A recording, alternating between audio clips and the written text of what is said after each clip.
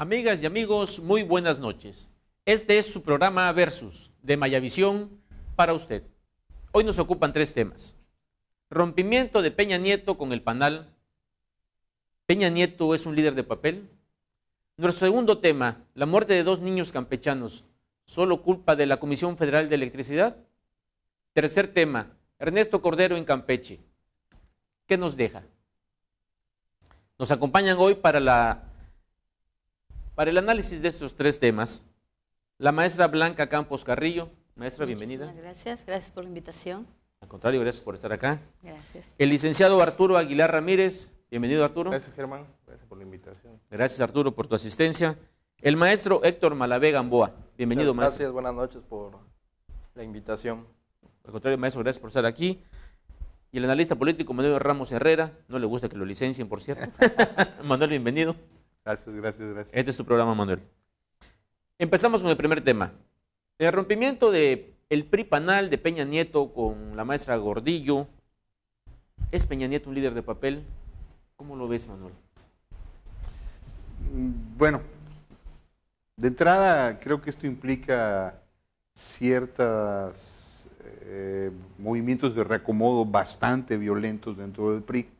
Nos indica que lo que ocurrió durante la gestión de Moreira con la anuencia del propio Peña Nieto no fue muy del agrado en todo el revolucionario institucional, y nos indica que esto al final se miden probablemente el costo-beneficio. Pues imagínate pidiendo las primeras plurales del Senado para su hija y para el yerno y para no sé quién y para no sé la muchacha que trabaja con el primo, ¿no? Bueno, ya sabes cómo son esos arreglos, ¿no? Indica que de alguna manera no es todo miel sobre hojuelas dentro del Revolución Institucional. Yo no creo que en realidad Peña Nieto sea el líder dentro del PRI. Peña Nieto es el rostro, el producto con el cual nos pretende vender una idea, un proyecto, y no veo un liderazgo en cuanto a que sea un pensador que señale caminos, señale direcciones. No puedo verlo como un líder, ¿no? Bajo ese aspecto, eres básicamente un producto mediático. La oferta únicamente se fundamenta en lo que es su pragmatismo político, si funciona se usa y nada más. No veo la madera del líder, no veo la madera del estadista, del que indique una dirección. Y la ruptura con el Panal, pues si acaso, bajo mi muy particular punto de vista, le quitaría un pero al PRI. Me quedan muchos más todavía, ¿no? Alito y esas cosas, ¿no? Pero ya por lo menos se le quitó un pero al PRI. Ok, Manuel. Maestra. Bueno, efectivamente no podemos ver a Peña Nieto como un producto realmente formado para ser un hombre de Estado, y sobre todo el hombre de Estado que en este momento México necesita para solucionar los graves problemas que tiene.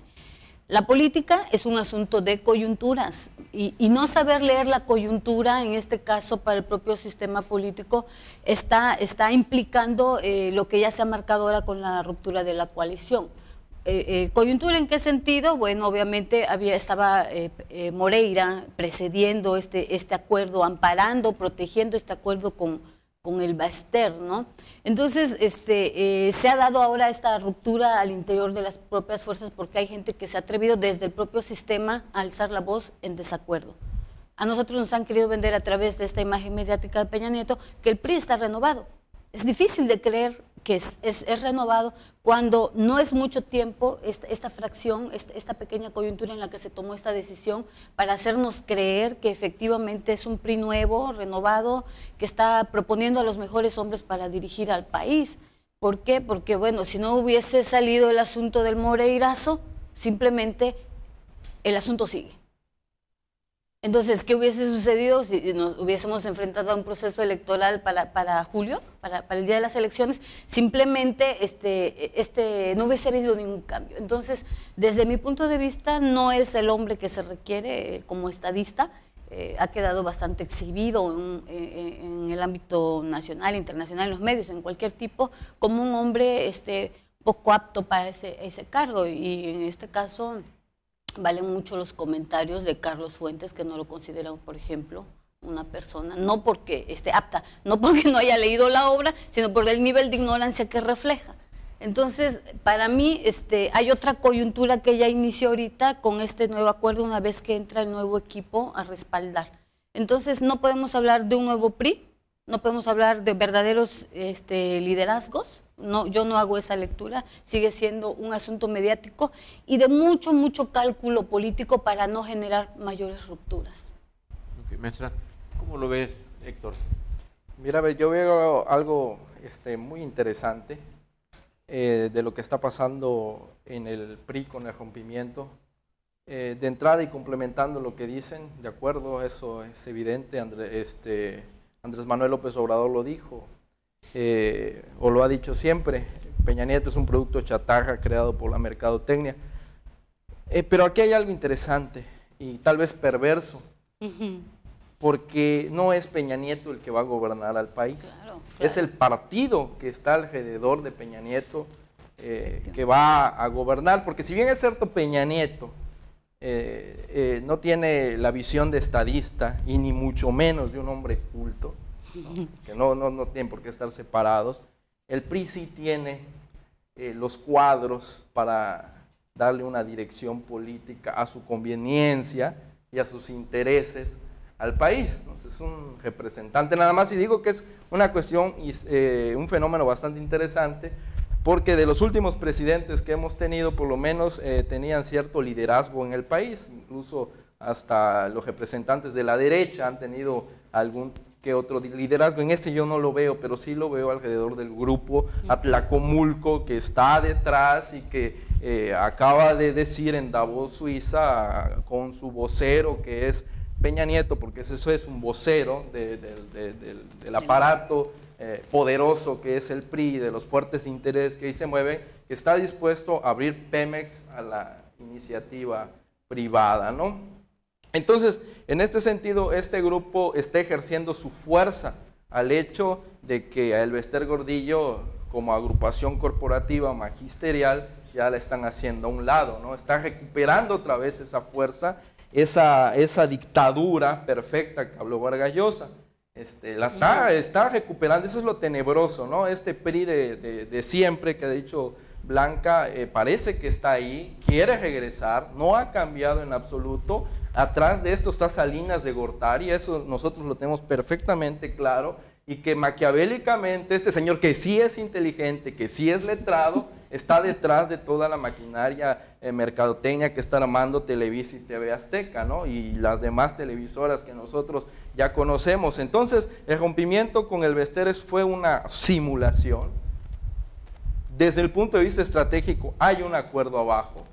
Tal vez no creo que el PRI se dé el lujo de hacer a un lado por completo al sector magisterial, que es de 1.5 millones de maestros, el más grande de América Latina, por tanto una fuerza política. Yo dijimos en la Fundación Lázaro Cárdenas que no debe de ser nada más una fuerza política, sino una fuerza cultural, una fuerza académica que impulse el desarrollo del país. Pero no es así, es una fuerza social, y el PRI política no lo va a permitir que se vaya. Simplemente fue una disciplina, la disciplinaron, pero en muchas otras partes de la región en donde el PRI no esté fuerte, es posible que pongan candidatos a modo para que el PANAL todavía siga manteniendo sus cuotas de poder, ¿no?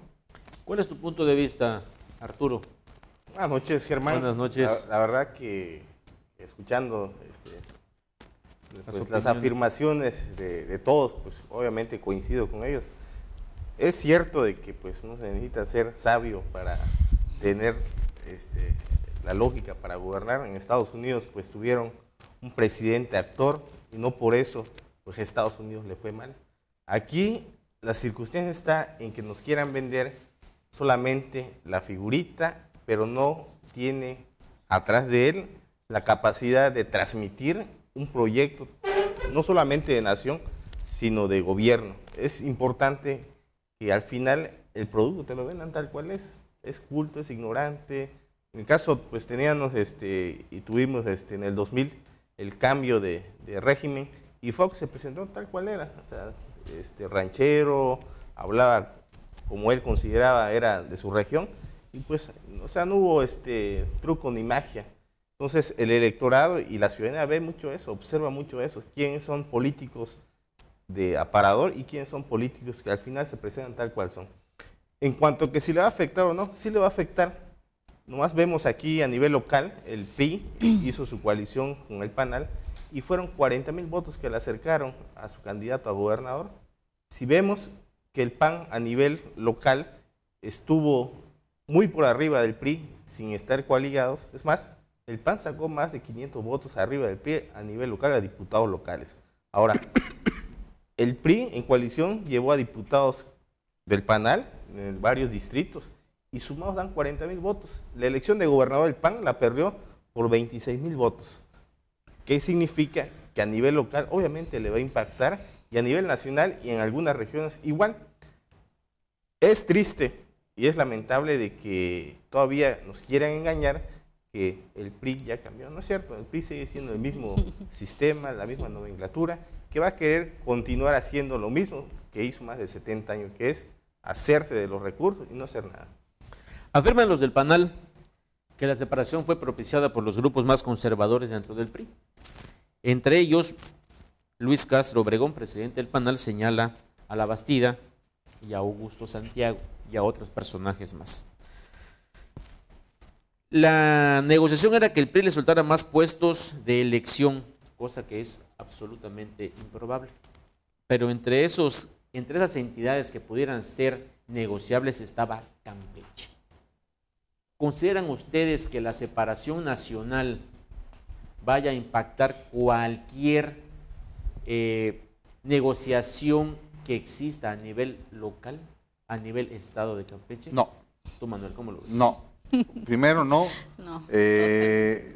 Segundo, el peso del PANAL, que creo que eso tenemos que verlo claro, no es tanto que voten o no los maestros por uno, sino es el aparato electoral, la operatividad electoral de ciertas organizaciones de maestros que ya están pues entrenados para esto. Esa es la parte donde el PANAL se convierte en una gran herramienta. El efecto multiplicador que tienen ciertos maestros trabajando a favor o en contra de una candidatura X. Oye. Entonces, vamos a ver qué tan de veras es en las esferas locales. Si hay alianzas en los estados, yo creo que va a ser una ruptura así como de mentiritas. Es simplemente el cálculo político llegándole a la coyuntura que tiene que vivir el sistema en proceso electoral, el sistema priista. Este asunto ya se había visto antes, porque en Puebla, en Distrito Federal, en algunos estados, para el caso de Michoacán concretamente, para las elecciones, el PANAL fue en coalición y se planteaba esta contradicción que existía. Bueno, ¿cómo no? Desde la nacional y en lo regional, unos a favor y otros en contra. Es la misma situación acá. Desde lo local se van a armar igualmente intereses locales. A mí me sigue pareciendo que va a ser la misma cosa, es una maniobra de cálculo político, y tan solo en el discurso del día que se anuncia, me parece que desde la Presidencia Nacional del PRI se dice, se da el rompimiento, se rompe la coalición simplemente por así convenir a los intereses del partido. O sea, aquí en ningún momento los liderazgos nacionales de estos partidos hablaron de los intereses de la nación, que es lo que deben de representar, y no los intereses de los partidos políticos. A mí, aunque yo no sea priista, a mí me debe rendir cuentas el sistema priista. Si gobierna un perredista, a mí me debe rendir cuentas como ciudadano X, independientemente del partido que yo esté. Entonces, el hecho de que se apropien de sus cuotas de poder y usen y manipulen las decisiones como se toman en los partidos políticos, nos sigue mandando la señal a los ciudadanos de que es mentira, de que hay un nuevo partido, hay una intención de democratizar el país y de hacer plural los órganos de representación en los congresos o en las senadurías.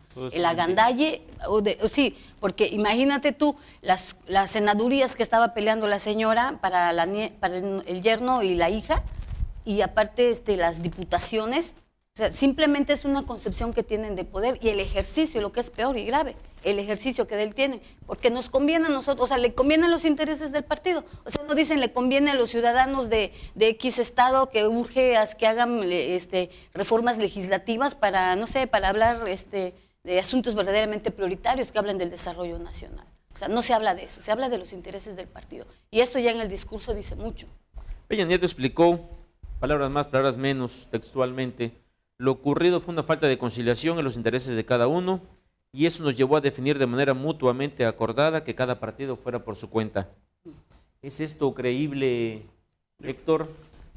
Pues es una salida política, desde el punto de vista del discurso está bien, ¿no? Al final de cuentas se habían mantenido, pues ese es el discurso. Sin embargo, creo que nadie de la población lo cree real, ¿no? Me parece de que como organizaciones de izquierda, nosotros sabemos que un gran sector del magisterio apoya a Andrés Manuel López Obrador, gran sector de abajo, no está totalmente cohesionado la estructura del PANAL, ¿no? Indiscutiblemente existe una política regional, hay una simbiosis entre el PRI y el PANAL que difícilmente se identifica. Aquí la mayor parte de las dirigencias del PANAL fueron expriistas y por ahí se va moviendo la cosa. No es verificable totalmente que haya un partido u otro. En realidad es la misma situación. Lo que nosotros creemos es que hay muchos maestros del magisterio, sobre todo en las telesecundarias, que son profesores que están en las comunidades rurales enseñando, dando clase, que sí están preocupados por lo que pasa al interior del magisterio y que estarán al final de cuentas dándole su voto a la izquierda, y además muchos otros profesores de la Secretaría de Educación están muy al pendiente de lo que va a pasar en estas elecciones. En ese sentido sí les afectaría, en el sentido de que tienen una serie de estructuras que operan, eso es indiscutible. Aquí en Campeche me parece que van a seguir trabajando al unísono, a nivel nacional también, con sus más, con sus menos, van a seguir trabajando, pero lo que comenta Peña Nieto, pues al final de cuentas es una salida, un discurso meramente político. ¿Te acordó tu vieja, chavo? No. Cortamos, fue al unísono, una decisión de ambos, ¿no? No es creíble. En las formas políticas priistas de siempre, Arturo, no se utilizaron o no se vieron como tal. Dice un analista que todo se pudo reducir a una simple disminución de las peticiones del PANAL, que nada más eran 24 diputaciones federales y 4 senadurías, nada más. Y le echan la culpa a si fue el empecinamiento, la maestra Gordillo, de postular a su hija y a su yerno a los puestos convenidos, o es creíble una rebelión desde las bases priistas, que también se habla de ello.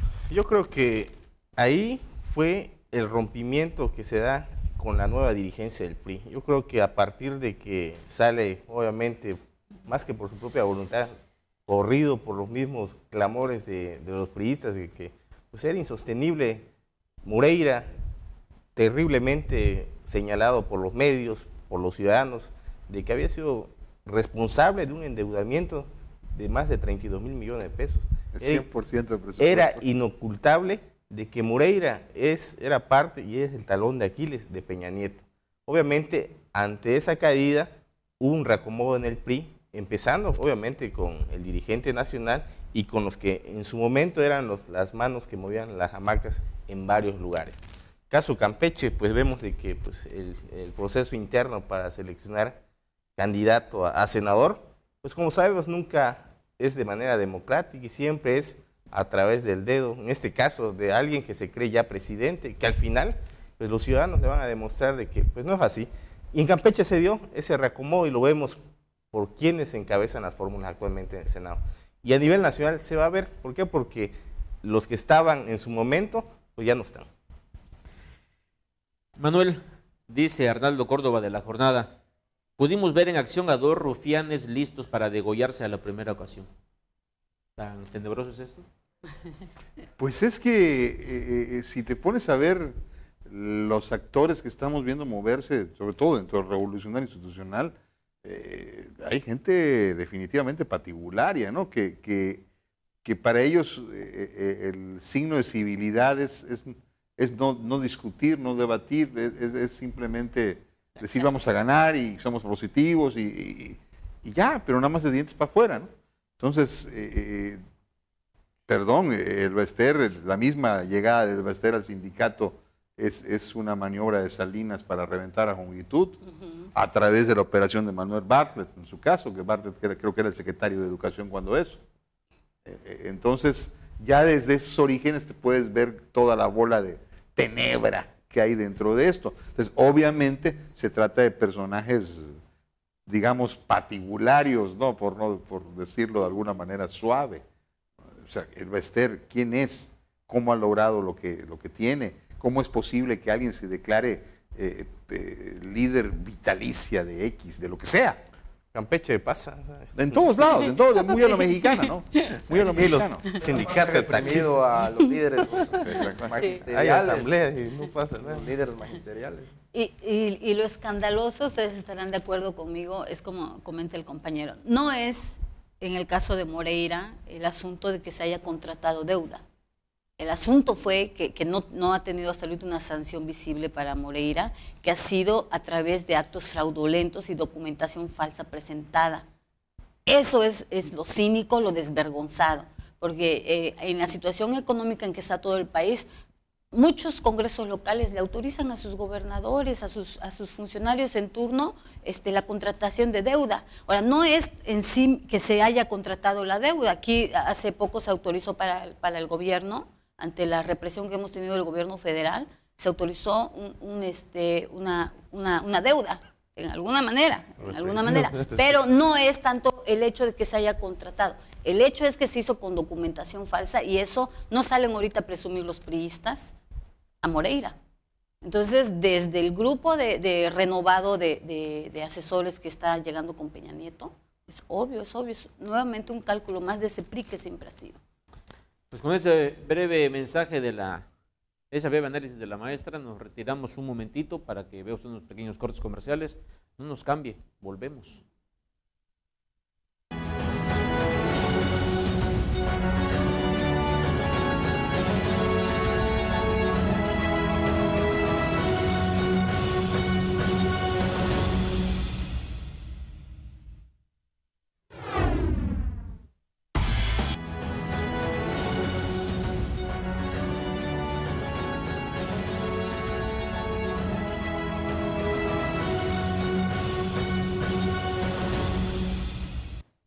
Amigas y amigos, estamos de vuelta.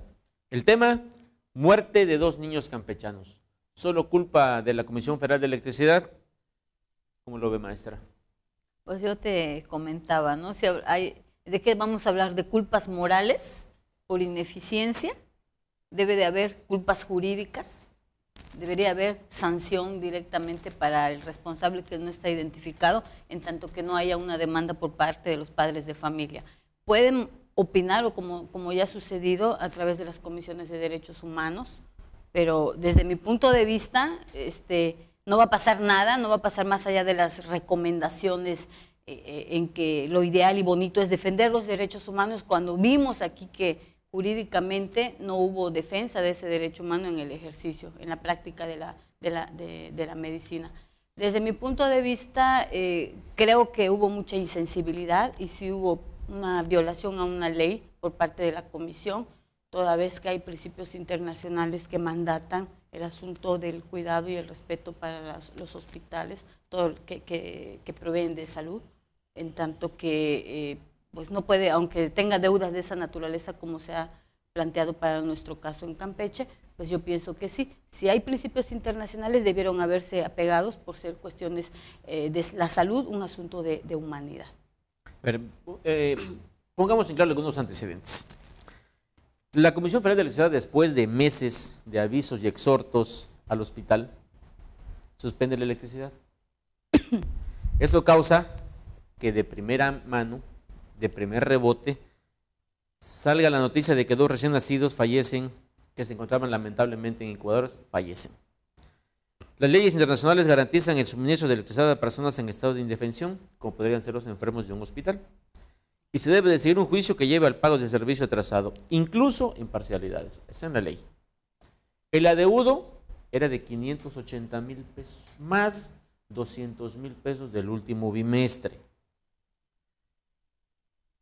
La pregunta es, ¿por qué solo culpar a la comisión cuando está ejerciendo un trabajo y hay responsables directos con un presupuesto asignado para pagar los servicios que utilice el hospital? Esa es la primera pregunta. Y te la hago a ti, Manuel.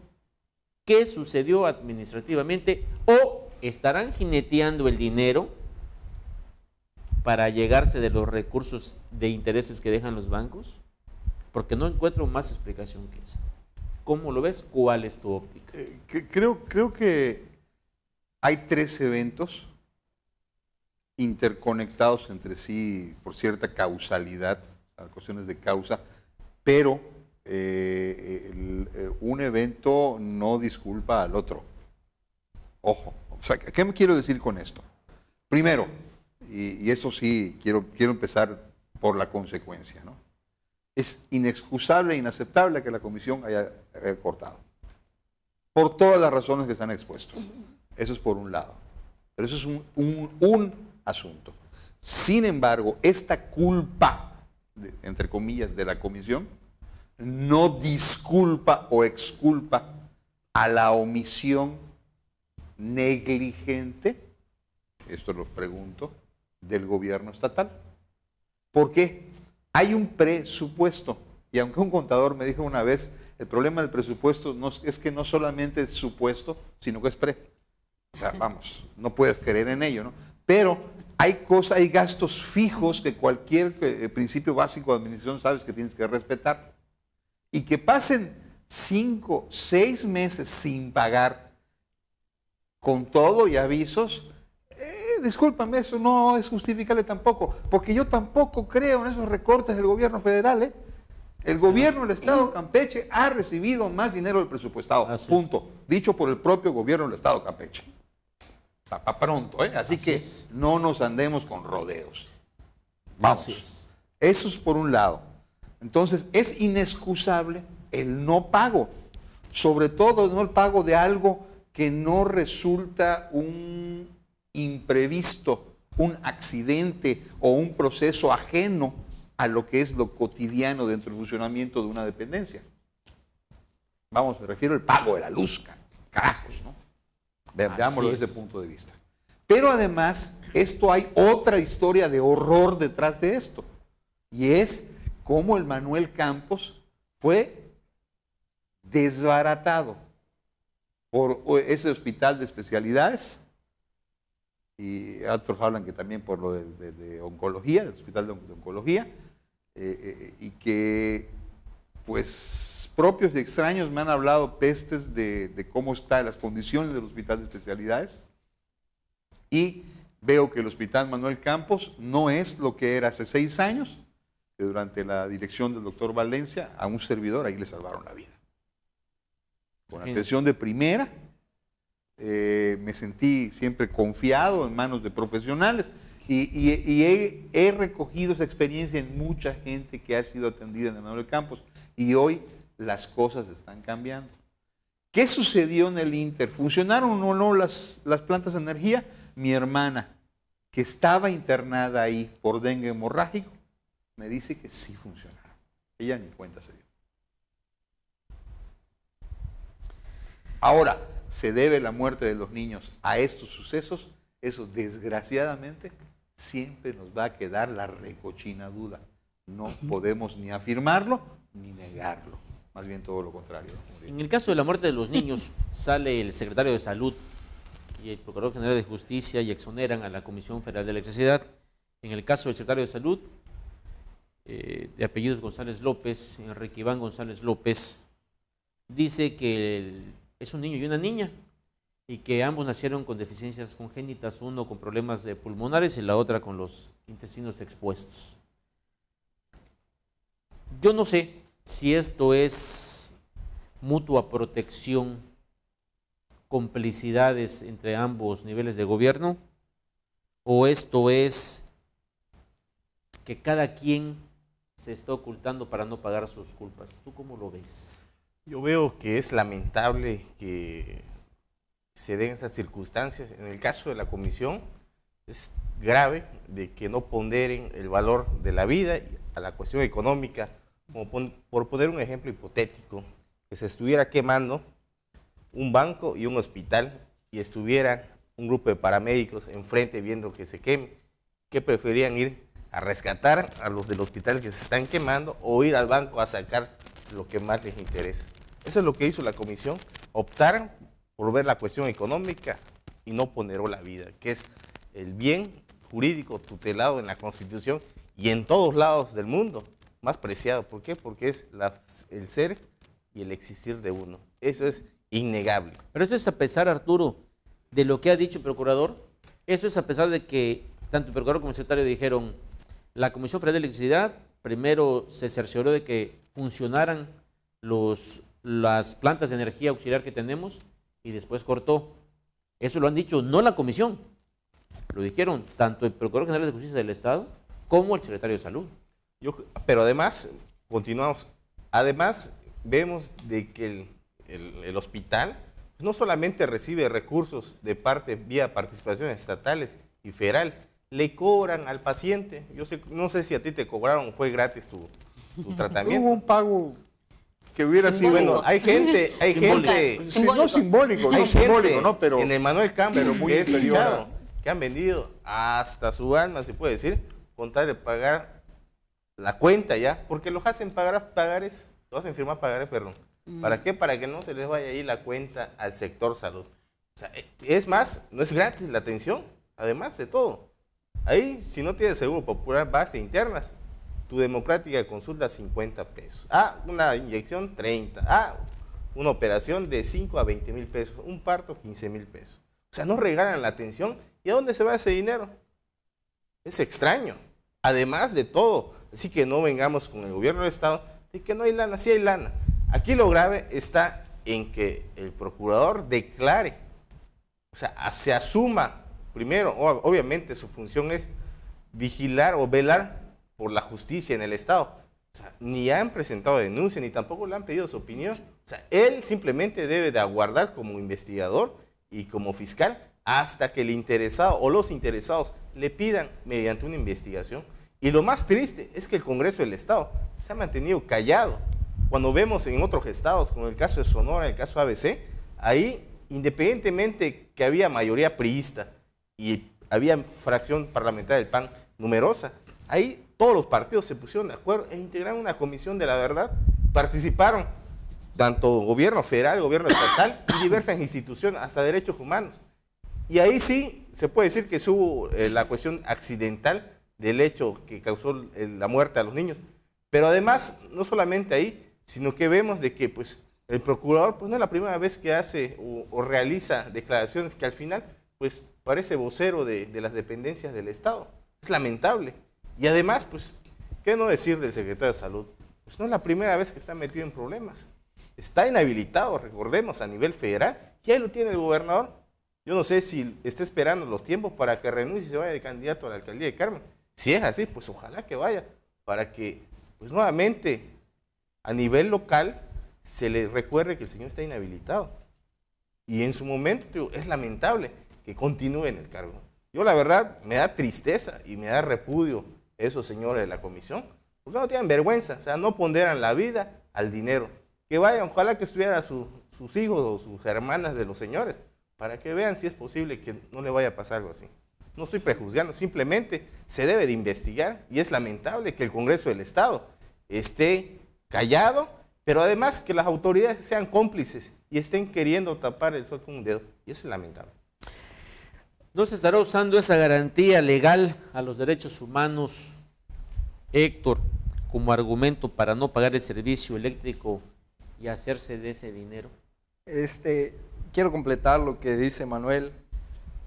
Hay una responsabilidad de la Comisión Federal de Electricidad como institución, porque la vida no es una mercancía, de acuerdo, eso estamos claros. Hay una responsabilidad del gobierno del Estado, hay una responsabilidad del hospital también, porque deben de tener gestores, deben de estar pendientes de eso, ¿no? Quizás no tanto en todos sus niveles, pero el problema de la luz eléctrica a nivel nacional es las altas tarifas de la luz eléctrica que el Partido Acción Nacional no ha frenado. Así es. O sea, no ha frenado y no se han frenado los incrementos a la gasolina, no se han frenado los incrementos a la luz eléctrica, y este es un problema nacional porque muchos campechanos tienen problemas de pagos de luz eléctrica. Le están llegando mensualmente o bimestralmente a sus casas altos recibos de la Comisión Federal de Electricidad, que está disminuyendo pues sus recursos que tiene, ¿no? Entonces, en Candelaria también hay un problema de no pago de la luz eléctrica, se están cortando en muchas casas porque no pueden pagar la luz eléctrica y sin embargo se sigue incrementando la luz eléctrica. Está desviando. Entonces, en este sentido, el compañero de Acción Nacional es correcto lo que dice, que efectivamente hay una responsabilidad de no pagar, pero y se siguen incrementando. Es un problema mucho más complejo, es un problema mucho más amplio y que ahorita se dio en el estado de Campeche, pero que indiscutiblemente se va a seguir dando porque el problema que se está presentando se puede seguir presentando. En el Instituto de Educación para los Adultos también se cortó la luz. Entonces es un problema, ¿por qué? Porque se sigue privatizando los energéticos de nuestro país y por lo tanto hay problemas de atención social. El Estado está abandonando su responsabilidad social con los ciudadanos y es lo que ha propiciado gobiernos neoliberales, que son el PRI, que son el PAN. Eso hay que tenerlo muy claro, no nada más hay que dejarlo en el análisis concreto y en el análisis ético. También hay un análisis económico general y por eso también eso es que hay que mencionarlo en este análisis, ¿no? Yo quisiera igualmente redondear la intervención de Héctor. Me parece que puede ser meramente especulativo e irresponsable hablar de las responsabilidades de las instituciones, de quitarle, de no hacer su trabajo de manera correcta. En tanto que no haya una demanda jurídica real por parte de los padres de familia como partes afectadas, a mí me parece pura especulación, también muy irresponsable decir que la autoridad, en este caso de Procuración de Justicia, no está cumpliendo el trabajo. Yo creo que de alguna manera es un funcionario de corriente garantista de los derechos humanos, por cierto, que sí está en primera línea haciendo esta defensa de esta parte, que se posicionó a lo mejor con las herramientas que tenía a la mano. La investigación tiene un proceso, entonces me parece... No tiene que haber demanda, eso sería de oficio. Sí, así que por ese lado...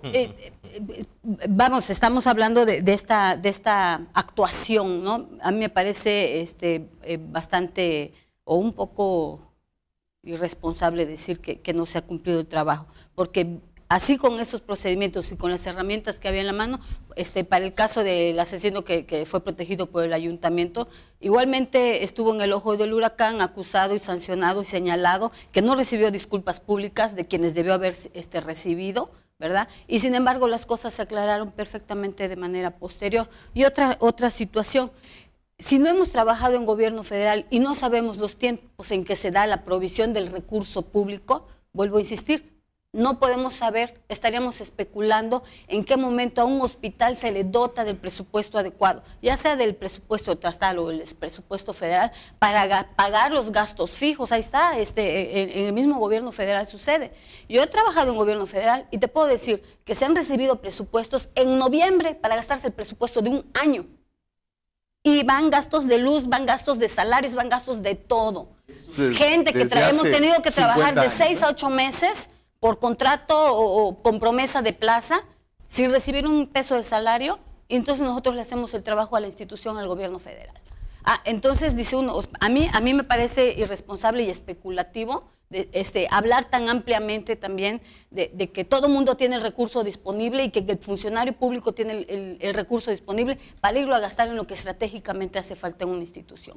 Quienes no han estado en la administración pública, del nivel que sea, pueden hablar y decir, pero quienes han estado en un cargo directivo saben que cuando no hay la dotación del recurso, no hay para la fiesta tradicional, si te van a hacer gestión, no hay para hacer los pagos de luz, para comprar los implementos de limpieza, para un cartucho de tinta. Entonces, a mí me parece irresponsable, me parece que sí, al menos se merecería el beneficio de la duda en tanto que no hay demanda de la parte afectada, ¿qué vamos a perseguir?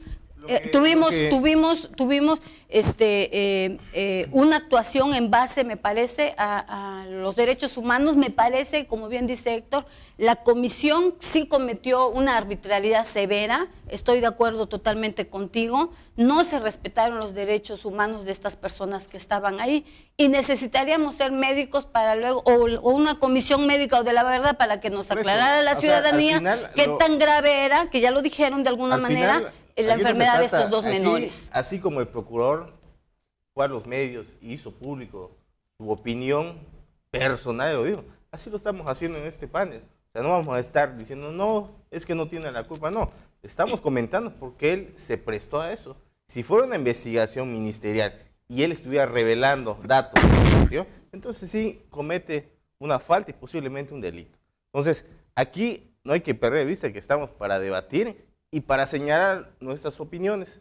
Las cuestiones jurídicas, pues, ahí están las instancias, ahí están las autoridades. Entonces, al final para eso venimos.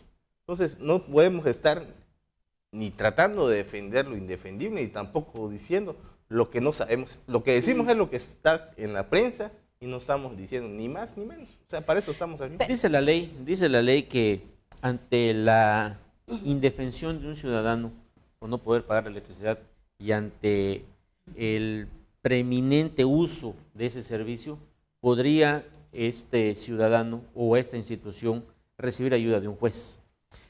De hecho, si se hubieran acercado y hubieran gestionado un convenio para el pago, que era una responsabilidad directa de los señores administradores y del secretario de Salud, creo que muchas cosas se hubieran evitado.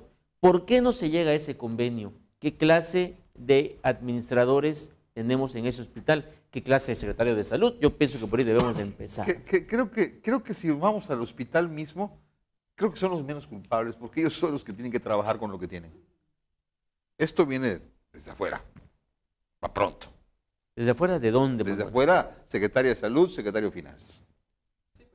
Es trabajo de gestoría, Manuel, es decir, no. tiene la obligación de moverse, no dependes tú. Y me imagino que no nada más hay deudas de un hospital. Sí, dependes, pero dependes de eso. que... Y dependes de eso. Y esto también tiene responsabilidad del secretario de Gobierno.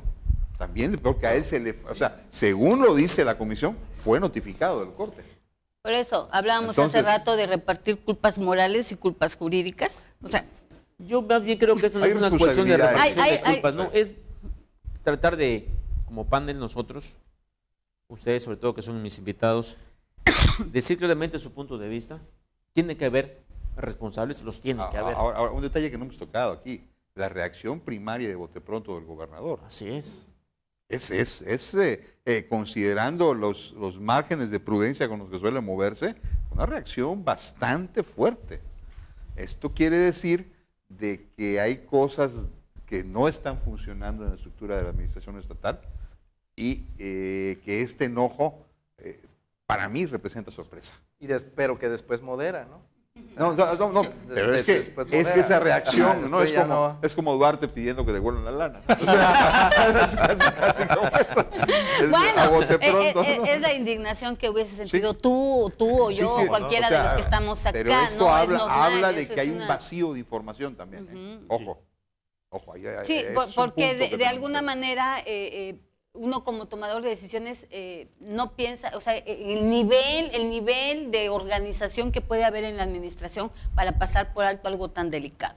Es escandaloso, sí, y habría que a lo mejor, como bien dice Manuel, repensar o no, eso muy seguramente lo hará en su momento nuestro gobernador, en su momento qué piezas de ajedrez va a mover. Pero yo creo que además, ¿no? Como decía aquí nuestro amigo Milo, o sea, los sueldos, los gastos de operación están presupuestados y son, ahora sí, benditos. Aquí nada de que no tenían dinero. Lo tenían, así de fácil.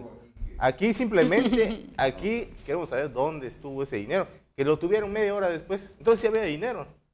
O sea, es una mentira. Hicieron su vaquita. ¿No?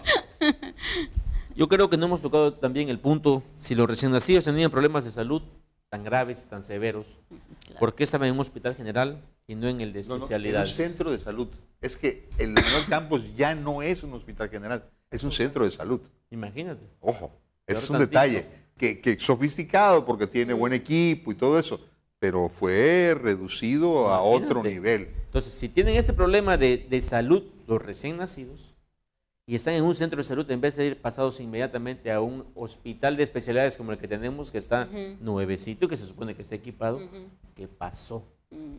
Los Eso datos es- que nosotros tenemos y que son ciertos es que las dos familias eran de muy escasos Escasos recursos. Cuando estaban llevando a los niños al otro hospital, los que estaban trasladándolos sin cubrebocas, es más, si llevarían el corazón afuera se les cae como lo les pasó en la Ciudad de México. O sea, totalmente sin ningún protocolo. ¿Por qué se protege a un secretario de salud públicamente señalado como corrupto por las autoridades federales? ¿Qué hay en el fondo de eso, ya en lo político? Candidato. ¿Cómo lo ven? ¿Candidato lo ves tú, Arturo? Pues yo creo que sí, la verdad que para eso se fue a ese partido. Aspira y quiere ser candidato y ojalá que lo hagan candidato. Tú así lo ves. Creo que con este último comentario de Arturo pasamos al siguiente tema. Ernesto Cordero en Campeche, significados y trascendencia locales. La estadía de Ernesto Cordero en el Estado trasciende el ámbito interno panista. ¿Cómo lo ves, Héctor? Yo lo veo desde fuera, ¿no? Desde No luego, tengo por eso te una pregunto. visión desde interna. No creo que sea trascendental a nivel general en la población. No creo que haya hecho mella. Me parece que tal vez al interior del PAN sí hubo movimientos a favor de los que sobre todo están en esa dirección política, ¿no? Sin embargo, me pareció muy intrascendental a nivel Estado, a nivel de partidos políticos, de opinión pública, porque lo mismo, no es un candidato demasiado virtuoso en los sentidos de la imagen pública, tiene de bastantes y serias deficiencias. Entonces, para mí eso es lo que yo considero, ¿no? Ahora al interior el que mejor tiene la opinión es el compañero que está en Acción Nacional. Pues Arturo te acaba de dar la palabra, Héctor. Ahora te paso la pelota una vez. Bueno, yo creo que al final se vio de que en el estado de Campeche, los que tuvieron la oportunidad de presenciar no solamente los eventos, sino el contenido de los discursos, yo creo que trajo cosas buenas. Y lo más importante de que, pues lo decía hoy Ernesto Cordero, que en Acción Nacional los procesos internos no se ganan con encuestas. Quedó demostrado en el 2000 que esas encuestadoras que hoy le dan la ventaja a la otra candidata, pues fallaron. El Universal Reforma decían que iba a ganar la Bastida, iba arriba por 30 puntos en mayo y ganó Fox. En el 2006 decían que iba a ganar Andrés Manuel López Obrador. ¿Y qué pasó? Ganó Felipe Calderón. Y hoy es lo mismo. En Acción Nacional los procesos internos lo ganan quien convence y quien se preocupa por acercarse a la militancia. No el que hace campaña de los medios, porque al final Acción Nacional y sus candidatos nunca han tenido los medios de su lado. Y aquí en Campeche lo vemos. Los medios, o gran mayoría de los medios, pues están al servicio del gobierno del Estado. Es lamentable, pero así se da la política en Campeche. No, Yo, A excepción de algunos medios que sí están un poco abiertos. más verticales, Sí, ¿no? Claro, claro. ¿Cuál es tu opinión, Blanca? Te veo así muy eufórico. eufórica. Bueno, yo coincido con Héctor, como ciudadana X que soy, no me ha parecido realmente trascendente, no me parece una buena nueva que veo en una persona que dice que con 6,000 pesos puedo vivir muy bien al mes, no me parece una buena nueva. Ese comentario está fuera de lugar. De veras, No me parece. No, es que ese comentario nunca fue así. No fue así. Nunca fue así. No me parece, simplemente igual ¿qué dijo mantengo Ernesto mi Cordero derecho en su discurso a que realmente disentir comienza sobre las buenas campechano? sobre las buenas nuevas del señor Ernesto Cordero. No me parece a la altura de un candidato presidencial, vaya, ni siquiera lo que la propia derecha merece. No me parece el más adecuado. Yo, por enfoque de género, que tampoco me agrada mucho, pero si yo tuviera que votar por algún candidato del PAN, lo haría por Josefina Vázquez Mota. Bueno, pero votar por Josefina Vázquez Mota por el hecho de ser mujer es votar por Enrique Peña Nieto por el hecho de ser guapo. Sí, pues claro. Pero estamos hablando de la presencia femenina en el desarrollo de la política nacional, de la democratización de buscar realmente relaciones de equidad en los casos, en los puestos más importantes. Creo que y ahí muy seguramente no voy a ganar porque aquí la mayoría son caballeros, ¿no? No tiene nada que ver con el ¿cómo que no? Somos caballeros. No es una cuestión de género, pero hablo, me convence más la dama para el cargo que están compitiendo ahora. No me parece el caballero Ernesto Cordero, tan solo por esta protección, vamos a llamarlo así, de la presidencia de la República con todos sus millones, con todo el sistema federal fungiendo a favor del señor. No me parece que me haya traído buenas nuevas. Hay otros candidatos por fuera y de otros partidos que a lo mejor tengan cosas más interesantes que decir. No vi realmente un evento masivo, hubo sí, como hay en todos los partidos, que de pronto hay la necesidad de llevar obligadamente a su gente de manera cortés, ¿no? Esa es mi opinión. Manuel. Pues yo creo que si hablamos del candidato Ernesto Cordero, creo que entre lo que veo en el panorama de Acción Nacional, probablemente sea el candidato mejor preparado. Digo, en cuanto a perfiles, vamos a ser formales ahorita, ¿no? En cuanto a perfiles, es un hombre preparado, de alguna manera me agrada ese aspecto echado para adelante, ¿no? Que tiene, bravuconzón, y su manejo de cifras es muy bueno, desafortunado lo de los 6,000 pesos, y digo esto porque no, él nunca dice que era suficiente, él tira un sarcasmo, y nosotros entendimos parece mal. Que no, la prensa lo manejó diferente. Sí. O sea, se sacó de contexto la declaración. Tampoco con esto quiero avalar la candidatura de Cordero, ¿no? Simplemente es ser justo. Es ser honesto en las apreciaciones. Es ser justo en las apreciaciones, ¿no? Él dice que éramos magos los mexicanos, que no entendía cómo con un salario promedio de 6,000 pesos, que serían más o menos como 4 salarios mínimos campechanos, poco, bueno, de los de esa época, desde hace 2 años, que cómo hacían para tener casa, salir de vacaciones, pagar escuela, y lo tira como un sarcasmo.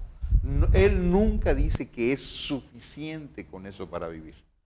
Ese es un lado que por cuestiones de justicia, ¿no?